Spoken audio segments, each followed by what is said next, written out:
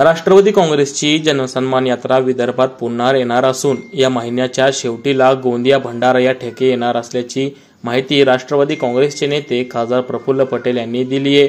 तर जनसन्मान यात्रा ही अजितदादा पवार यांच्या नेतृत्वात संपूर्ण महाराष्ट्रात काढण्यात आली आहे। या निमित्त नागरिकांचा व सामान्य मतदारांचा सन्मान झाला पाहिजे। सरकारने जनसामान्यांसाठी ज्या योजना दिल्यात यांची माहिती असली पाहिजे आणि राजकीय पक्ष म्हणून लोकांपर्यंत पोहोचणं हे आमची जबाबदारी आहे।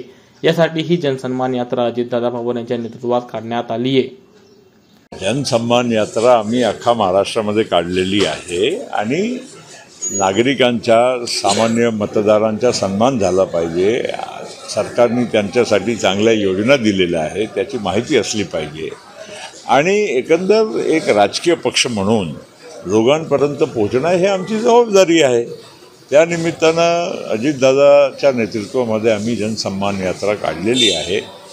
विदर्भातही येऊन गेली आहे। गडचिरोली, नागपूर जिल्हा, अमरावती जिल्ह्यात 3 कार्यक्रमही झाले आणि यापुढेही जिथे जिथे आम्हाला आमची उमेदवारी पण करायची आहे आणि त्याशिवाय पण एक जनजागृतीमुळे विदर्भाच्याही अनेक जिल्ह्यामध्ये अजितदादा फिरणार आहे। यवतमाळला जातील, एखादा वेळा अमरावतीला परत जातील, बाकीच्याही काही जिल्ह्यामध्ये जातील, आमच्या भंडारा गोंदियाला येतील।